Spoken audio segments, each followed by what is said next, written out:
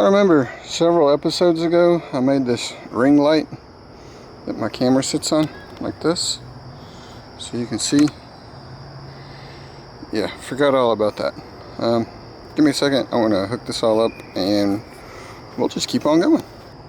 Okay, so again, this wire here, we need to make it go to the new starter button that we just installed. So we'll go ahead and undo that one. We'll measure out how long this needs to be and then cut it.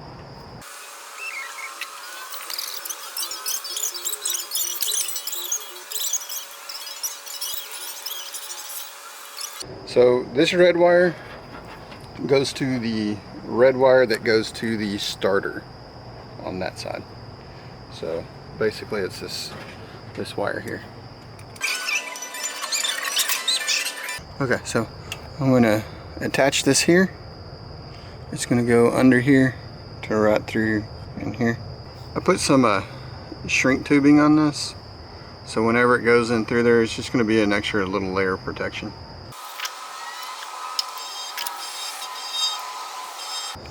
Alright, so the cool thing is we can get rid of this because we don't need that. Before, with this just kind of hanging out in the open, it didn't have any kind of ground or positive. Remember, positive is ground here. So they had to connect power, which is what this is, which is ground, to this. And then once you click that, it goes through that other wire all the way to that starter. So we can get rid of this junk right here. Alright, so this wire here goes from the key switch. So whenever you turn this on, it sends power through this black wire, and this black wire eventually heads up to the coil. So I'm just going to cut this off here. This switch looks fairly new. This wire here is really pliable, so you can see it went from the black wire to this wire to this. You can see there's only a few strands holding that on, and then all the way to the end, and that's what broke off for the coil. So decided to get rid of this wire.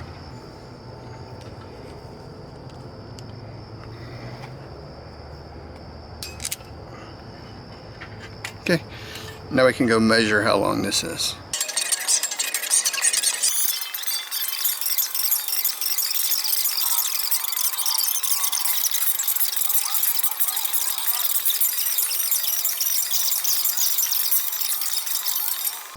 Alright, there we go. So soldered that up. And then I'm going to wait for this to cool down. And I do have a...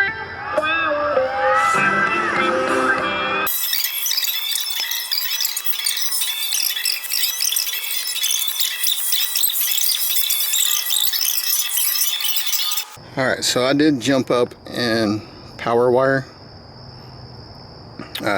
This is 10 gauge, I think. Yeah, I think this is 10 gauge to carry the current a little bit better. So I'm gonna go ahead and route that on through. We'll get back with the next one. I bought this. It's a ground bar kit. I just picked this up at Lowe's. You do have to do a little bit of modification, but it's not too bad really. So I got some sheet metal screws. These are going to be long enough to obviously poke out the bottom. Still have a few threads in there.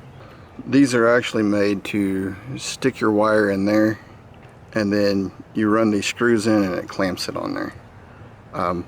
We're not running it that way. Okay, I'm not running it that way just because I already took the time to do all of this. If you're doing it this way, you can just put the bare wire in there and crimp it down. It should work. I don't know. But the issue I was having is whenever I clamped this all the way down, it still wasn't like clamping the actual wire down. So what I did was I had to run a hole in there, so whenever the screw's down, it screws past that curvature, so it just seats down in there a little bit further. But that's all I have to do. So I'm going to do that on all these, and then I'll show you where I'll mount these. So I'll get right back with you once I'm done with the rest of these. Alright, so I got these all done. And this is the back side. I went ahead and opened this one up. This was the original mounting bolt hole, and this one. But I'm going to move it to here and here. That way we'll have, there's 5 of these. That looks more even.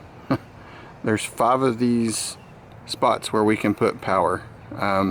Obviously one of them we're not going to use because we only have 4, but that'll always allow us to add something later on. So we'll go ahead and I'll mount this inside.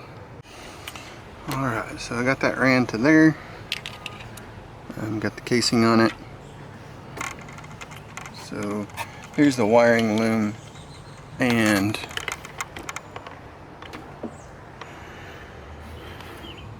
have it zip tied right there. Alright, wire loom in here with all this bunch of wire. I do have it zip tied kind of underneath this behind the oil filter, and have it zip tied here. It's going to come out to here and then go through. It's going to come out to here, and hopefully we can get it to go through this tube. If not, I can put a longer wire loom on the outside of this and we'll just zip tie it to the top of this. Won't look as good, but we'll see how well snaking this through this long bendy tube is going to be. Already kind of electric taped it up, and I put some WD-40 on it so it'll help slide through there. And try to pull this on through. And I don't want to be in y'all's way, but at the same time I got to be in here as well.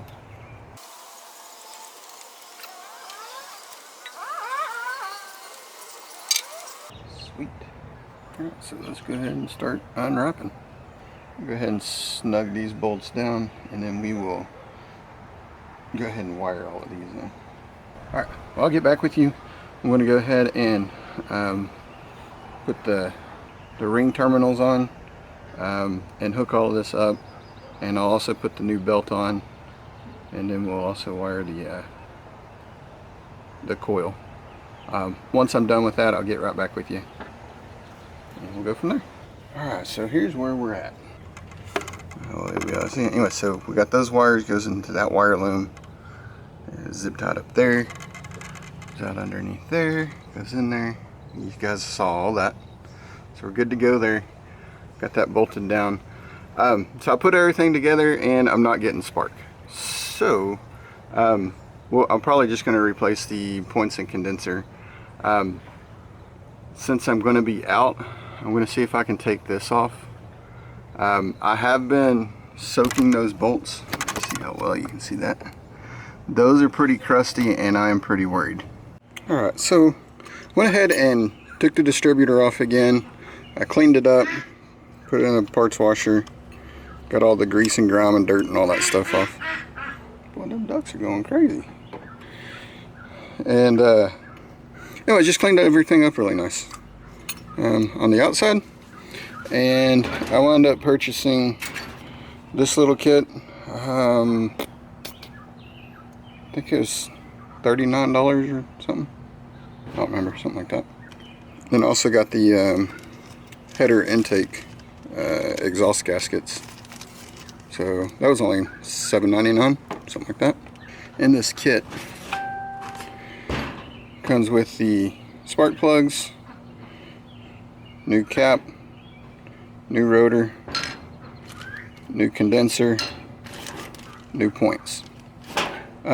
Something I don't like that I think it should have come with is the gasket that comes in here that goes around there.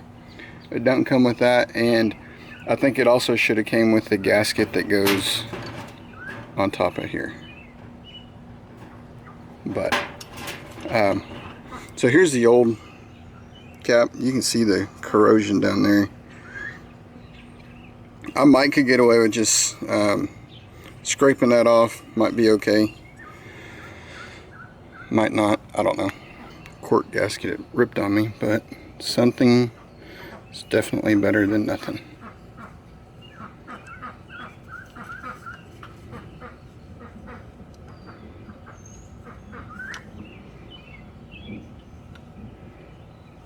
Alright.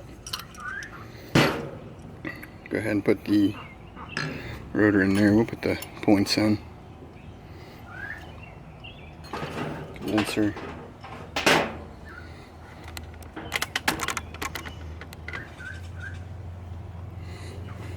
So I already took this screw off here for the condenser.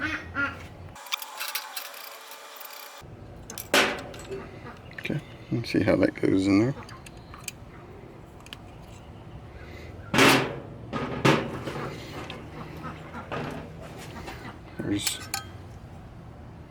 You take off this screw and this screw, and I think that one too. Yeah, that one too. Shows a flathead as well. So there is a really tiny little cotter pin thing. You got to pull that out. Something you can do on this is these little contacts right here. If you have any kind of rust buildup or anything like that, you can just knock it down. I don't feel anything. It all feels pretty smooth to me. There's also a little bearing, brass bearing kind of thing.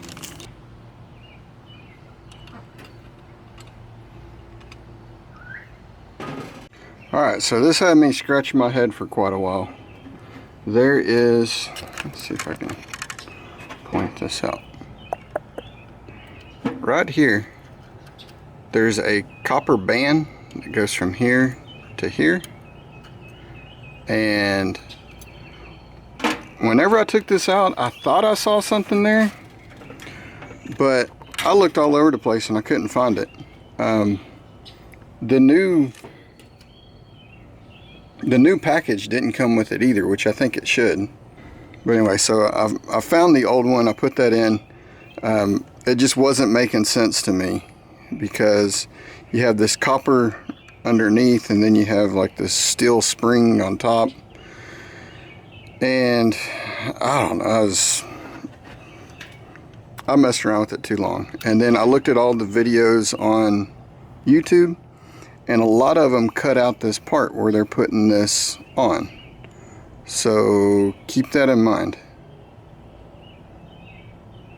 There is a copper tab that goes from here to here, which connects your condenser from here to here, and your coil fits over here. So that's how this gets power. I set the gap at 0.015, 15 thousandths, and I did put lube on this pivot point, and I put light grease on the outside of this. I think we're ready to start putting stuff back. This did turn out really nice. Looks almost brand new.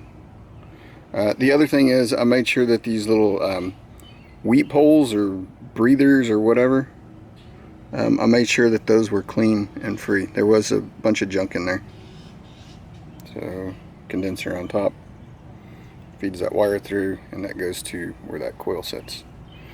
Alright, we can put the rotor in, and I memorized which way that rotor was pointing before I pulled it off. This is my new cap. It'll go on just like that, and then the gasket for that. So I'm going to clean off this surface and this surface, because again, this coil works. I think it was like $40 if we had to replace it, and I don't want to go that route for sure. All right, let's I'll finish cleaning this up and slap everything together.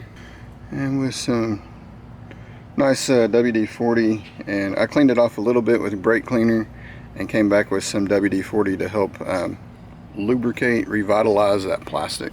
So we'll just wipe it off.